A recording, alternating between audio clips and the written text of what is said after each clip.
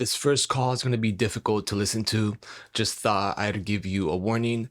However, the call is only about a minute long. Unfortunately, I couldn't find the full version. And the caller is also talking in Spanish, but there is a translator. The call also involves a dog and a baby. So if you'd like to skip this one, please use the timestamps below. Thank you.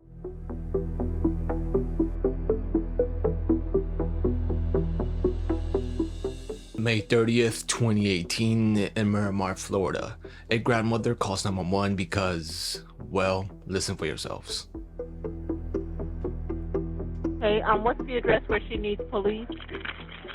¿Cuál es la dirección? ¿Cuál es su dirección, señora? She needs the police. ¿Por qué necesita la policía, señora? El perro me mató la bebé. Disculpe. El perro me mató la bebé, mi nieta. ¿Su perro qué? El perro mató a la bebé de 8 meses. The dog killed the eight-month-old girl. Whose dog? ¿De quién es el perro? Un pitbull. ¿De quién es el perro? De mi hijo. My son's dog killed the 8-month-old girl. Okay, where is the dog and where is the baby? ¿Dónde está el perro? El perro lo encerré en el baño y la niña está muerta acá en la sala. I locked the dog in the bathroom, and the baby's dead in the living room. All right, stay on the line. I have someone on the way. Por favor, mantenga en línea, señora. Voy a mandar a alguien en ruta. Okay, por favor.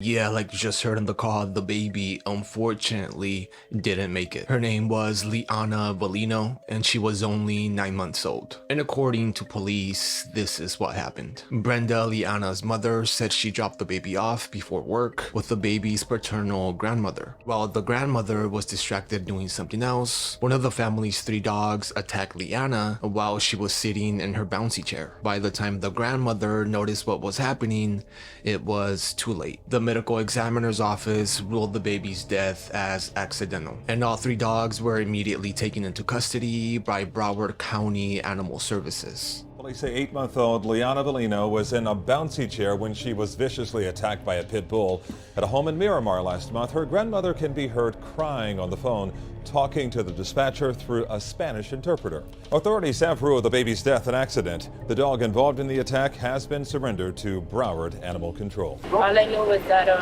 something happened to my daughter, and I left work right away, and I got here as fast as I could. Nobody wakes up in the morning and says that we're gonna lose somebody they love. It just happened. So when I heard about it, honestly, I'm numb right now. I can't express myself correctly. My emotions are all over the place right now. So we had 3 dogs together. When we were together, we had these dogs. They were born with us. They were part of our family. And they are pit bull terriers. They are pit bulls, but it doesn't go to say that just because they're pit bulls doesn't mean, I still don't feel any type of way about pit bulls. This call was extremely difficult to listen to because I personally speak Spanish, and that's my first language, and but yeah, it was really rough to listen to and to do research on. Anytime that it involves animals and kids, it's just again, it's rough because they're just so innocent, they've done nothing wrong, and they don't necessarily know what's going on. So, but yeah, give me your thoughts on this case and leave it down below in the comments. And rest in peace to little baby Liana. Yeah, let's move on to the next one.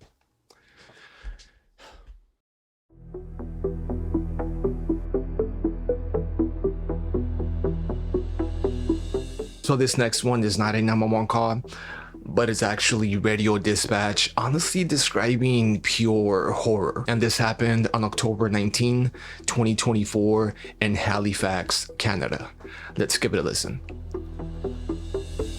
Female has dispatched to Station 5 engine for a technical rescue call. The Mumford Road Walmart, 6990 Mumford Road. Female has locked in an oven in the bakery. Oven is on.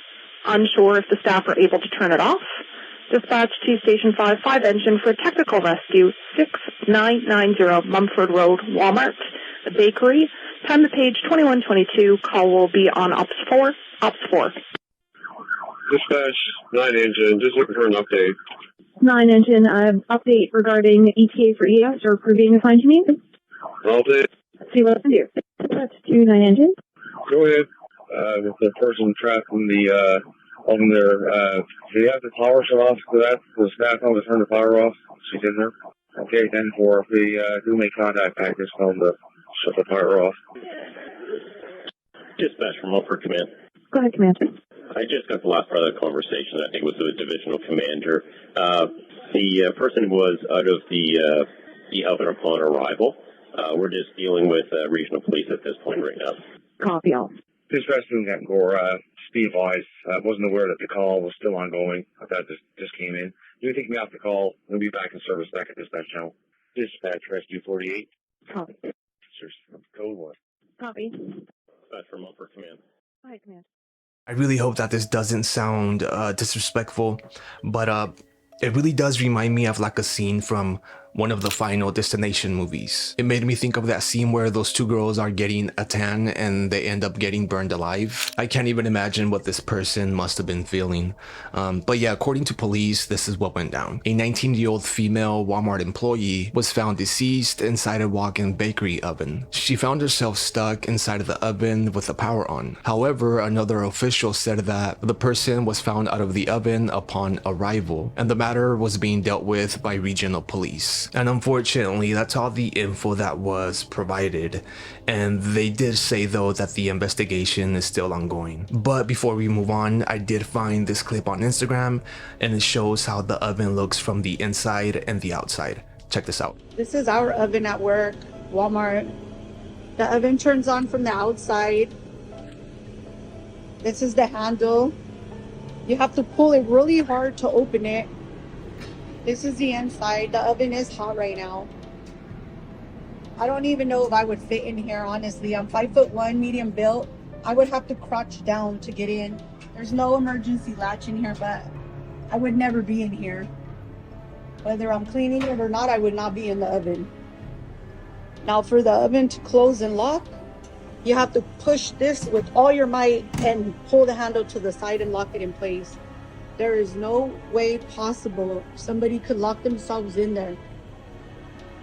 Now somebody could throw me in there and lock me in there, but that's a whole different scenario. Rest in peace to this girl here. Yeah, hopefully they find what actually went down. Let's move on to the next one.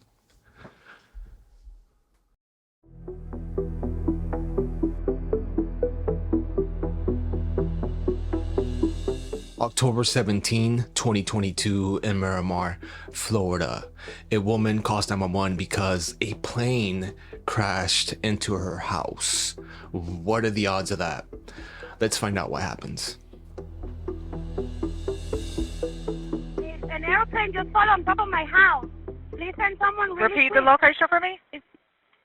Okay, what city are you in? Close to the Pembroke Airport. Okay, what's the phone number you're calling from, ma'am? You said the plane landed on your house? Yes, an airplane, yes. Those little airplanes from the airport close to my house. Okay, is anyone Just inside the fell on top plane? of my house. Okay, Sorry? is anyone in the plane?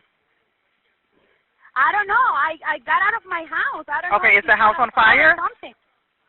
No, that I see, no, I'm out. It's on the back of my house. Okay, so is it in your yard or is it actually on the top of the house? On my yard. No, no hay perro. On my yard, on my backyard. It's right there. Okay. Like in the pool, on my pool, on my back of my house. Okay, did it go inside the pool? Yes, it's right there. Okay. I cannot see. I'm outside. Okay, is anyone? People looking. Okay, Maybe is they're anyone trying to see injured? if there's someone. No, I got out with my baby. There's an airplane that. Okay, is there anybody else in your home? Here's an officer. I'm sorry? Is anyone else inside the house? No tengo la llave. No, es que no quiero entrar. No, there's not anyone. I was there with my baby and I got out. He just got a police officer that lives close to here, and then he just got here. Please send someone really quick. I don't know. Okay, listen, I've already put the call in for the police and the paramedics, but you didn't see anyone get out of the plane? No, I didn't see anyone. I cannot see. That's in the back. Okay. All right, I'm just going to stay on the phone with you just in case anything changes, but they're already on the way. Tengo, pero no quiero entrar a la casa porque tengo miedo que esto vaya a explotar o algo. And I'm sorry, ma'am, what was your name again? There's 3 people trying to help getting to my backyard. Neighbors here and the police officer. They're trying to get in now. So it's somebody that's on duty or an off-duty police officer? Can you go get it? I'm afraid. I don't want to go inside. No, you can go. I have the key. Go through the house if you want. Just go through that door. In the kitchen. There's in the kitchen, close to the refrigerator, to the left. Okay, let me know if the police or the paramedics are there, ma'am. To the left. Yeah, in the kitchen. On the refrigerator. En la gaveta ahí. On that. There's the key. Yes, those. Ma'am, are the police or the paramedics there? No, there's just the police officer that was here. I think he lives close and he Okay, got it was here, just a neighbor police but officer? No, they haven't arrived yet. Okay, all right, let me know when the police or the paramedics are there. I can hear them now. They're coming. Okay, just let me know when you get there. Okay. Okay, but you and the baby are okay? Yes, we are fine. Just really scared. The Okay, baby no, I was understand. there close to me, so I just grabbed it and got out. They're here. The police is here. Okay, go ahead and speak with them, ma'am. Okay. The incident happened in the 2200 block of Jamaica Drive, and police said that a single-engine plane crashed into the side of a home. The plane departed from the southern edge of North Perry Airport and Pembroke Pines, and unfortunately, 34-year-old Anthony Roland Yen and 32-year-old Jordan Travis Hall died in the crash. It is still unknown on who was actually operating the plane. New body cam video from Miramar Police shows officers responding to the plane crash back on October 17th. Hey, can you guys hear me? Can you guys hear me? You hear the officer calling out for 32-year-old Jordan Hall and 34-year-old Anthony Yen. They were in the plane. There's 2 people trapped inside the plane. It's partially hung or it's stuck on the roof. I'm not getting any response from the guys inside the plane. Sadly, Yen and Hall were killed when the plane crashed in the side of this home on Jamaica Drive, just south of North Perry Airport. We got the power lines, and there's fuel leaking. You hear officers warning neighbors nearby to stay back, as one officer describes seeing the plane go down. It's going like this. Yeah, and then it went down hard, and I'm like, bro, there's no way that's the best practice. There were reports of issues with the plane in the days leading up to this tragic crash. One witness noting that the plane didn't sound right prior to takeoff. And according to the preliminary report, the cause of the crash was engine failure. They did have an engine failure.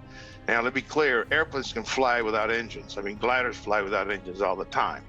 The unfortunate part is that it was obviously over an urbanized area. So there's very little options that we're actually doing an emergency landing. So I'm sure they tried the best to do something, but they were right there over houses. The preliminary report by the National Transportation Safety Board says a witness at North Perry Airport reported that flight instructor Anthony Yen and student pilot Jordan Hall stopped by his hangar the day of the accident to borrow a screwdriver, going on to say the airplane's engine did not sound right. If you're a pilot and you're flying, especially a single-engine airplane, and the engine doesn't sound right, you should not be taking off. Rest in peace to these 2 gentlemen. Let's move on to the next one.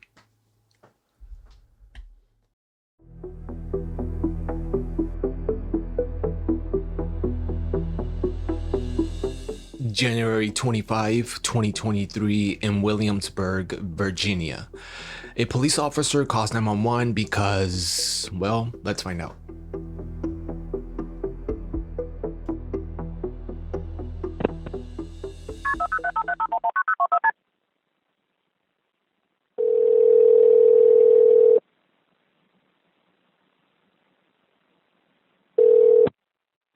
911, where's your emergency? Hello? This is 35. Do what? This is 35. I'm sorry, I can't understand what you're saying. This is 35. This is 35? Yes, go Sally. You're at Paul's Deli? Yes. And this is 35? Yes. What does that mean? Michael Ross, my badge number. You did what? My badge number. What, your badge number is 35? Yes, Michael Rusk. R-U-S-K. And what's wrong? I shot Sergeant Gibson. Do what? I shot Sergeant Gibson. You shot Sergeant Gibson? Yes. How did you do that? Let me see, Sergeant Gibson.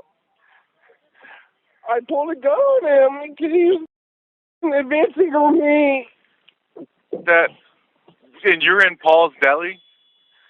Yes, in the city of Williamsburg. Is he breathing? He just fell out. I'm trying. Okay, where did you shoot him? I shot him in his right arm. You shot him in his arm? Yes.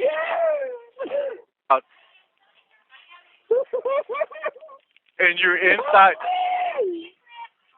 Okay, I need you to take a deep breath for me, okay? Is he breathing? I'm trying. Is he breathing? I'm trying to save his life. Okay, take a deep breath, because if he isn't, we need to start CPR. I'm trying. Where are you at in Paul's Deli? Hey, where are you at Paul's Deli? I'm trying to start CPR. Okay, where are you at? One of you all, I need you to come over here, please. One of you all, I need you to come here, please. And you're in Paul's Deli? Come here. I need you to start CPR him. Hurry. 30 suppressants to 2. Start CPR suppressants. 1. Are you behind Paul's Deli? 5. Keep going. Keep going. Is someone doing CPR? What was that? Is someone doing CPR? Yes. Hey. Where's the weapon? Start CPR. Where's the weapon? I need him to start CPR. Start CPR. Who are you talking to? There's an officer. I have a gun on me. Where? Here. You have it. Is there an officer there? CPR him. Hey. I'm a giant city officer. No, back up. Start him. 1, 2, 3, 4. Are you okay, Chris? No. Start on him. God damn it. Start on him, please. Start on him. Please start on him. Are they doing CPR, sir? Have they started? Hey, can you tell if he's breathing? I can't tell. Do you see any Randsburg officers? Do you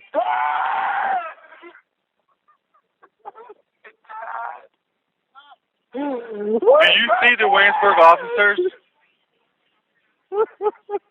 Sir. Yes. Do you see the officers? Yes, they're on scene. Okay, I'm going to let you go. What's your name again? Michael Rusk, R-U-S-K. They're starting CPR. How did you shoot him? What do you mean? I can't get up. He wasn't supposed to be just right. No, he kept going. He kept me going. I kept going. I told him to stop. He kept going. I thought he was going to me. I thought he was going to me. Help me! Help! Help!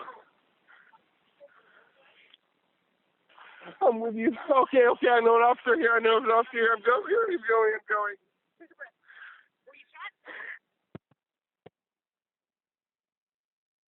I know that 911 call was a lot to take in, but let's go all the way back and find out why this happened in the first place. Okay, so this is 26-year-old Officer Michael Trenton Rusk, and this is 40-year-old Sergeant Christopher Gibson. Rusk and Gibson met up at the Brick House Tavern for some drinks. It's a popular pub on Scotland Street in Williamsburg, and as time goes by, initially this is what investigators actually said, that a verbal argument escalated after a night of drinking, which prompted Rusk to shoot Gibson 3 times. But Rusk said, nah, that's not what happened. Like you heard in the call, he said, I told him to stop, but he kept going. I thought he was going to me. And before any of this went down, Rusk told his father that Sergeant Gibson would often make sexual advances towards him. His father also mentioned that Sergeant Gibson was grooming his son, and that it's been happening for a while now. Court documents show Gibson told officers Rusk shot him after a verbal argument. But Rusk, his dad, and his lawyers say it was much more than that. It started to get creepy. Jason Rusk says his son told him about unwanted attention he got from his superior officer leading up to the shooting, and that he had reported it to others on the force. There was a year's worth of grooming that had taken place. Rusk says his son is the victim of unwanted sexual advances and had been for a long time. Extremely inappropriate touching, stalking, the grooming, the previous to the incident assaults. We reached out to Gibson several times to ask him about these allegations. He declined to speak with us. We also requested from JCCPD a record of any complaints filed against Gibson during his time there. We were denied. There's also some surveillance footage of the night of the shooting, where you can clearly see that Sergeant Gibson is making advances towards Rusk.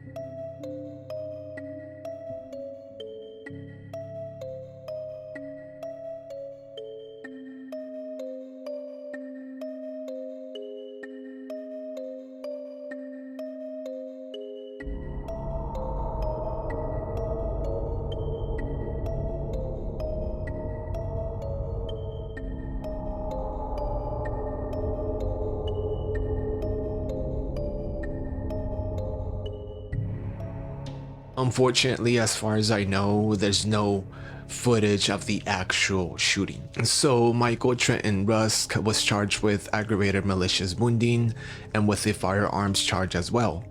And the latest update that I could find on this case is this. The jury trial is set for April 15th through the 18th, 2025. And this is according to the docket at Williamsburg, James City County Court. This is also the 3rd time that a trial date has been set in the case. And aggravated malicious wounding is a Class 2 felony, punishable between 20 years and life in prison, while the gun charge carries another 3 years. Both officers were placed on administrative leave after the shooting, and both left the department this year. Rusk was fired and Gibson retired in May. And on a separate note, or case, I guess I can say, Rusk is suing James City County and its police department in federal court, asserting he was subjected to numerous sexual advances from Gibson over many months. Rusk, asking for more than $5.5 million in damages, contends the department and county discriminated against them on the basis of sex by allowing the behavior to continue. And in between December 2021 and January 2023, Rusk contends that Gibson began to stalk him, showing up unannounced at various locations while the officers were on and off duty. And dude, I cannot begin to explain how creepy that is. Imagine your boss creeping up on you when you least expect it. Hundreds of text messages were submitted as evidence to the complaint, Gibson initiating most of the text messages and Rusk often responding. Rusk contends that his sergeant's supervisory role and the dependence on him for advancement opportunities caused him to fall prey to Gibson's grooming tactics. And now we're talking about the end of Rusk's career in law enforcement. He spent 23 days in jail and then James City County Police terminated him. In addition, Rusk and his attorney are suing in federal court, claiming a pattern of harassment. The lawsuit states as Rusk's direct supervisor, Gibson had a lot of leverage over him regarding career advancement. His attorney says in the era of Me Too, Rusk's case is a miscarriage of justice. If he was a female, he would have been treated differently. If he was a female coming to his superior officers previously before this incident, I 100% feel like they would have reacted differently. His attorney says Rusk never got a sexual assault exam or mental health counseling. Regardless of the outcome of either the criminal or civil case, Akers says it has left a scar on the community. I feel like this case has divided a lot of that and separated a lot of people that it should not have separated. And we wanted to know, in a shooting case where 2 police officers were involved, why Virginia State Police were not called in to investigate. I reached out to Williamsburg Police Chief Sean Dunn, and he said because both officers were not from his department and were off duty and not acting in their official capacity at the time, Williamsburg Police investigated the shooting. I would really like your opinion on this case, and let me know what you think down below in the comments. But anyway, guys, that's the video. Thank you all so much for watching, and happy Halloween. I hope you had a great one. And yeah, see you guys soon. Be safe, and be kind. Pass it around. Goodbye. Love you. Bye.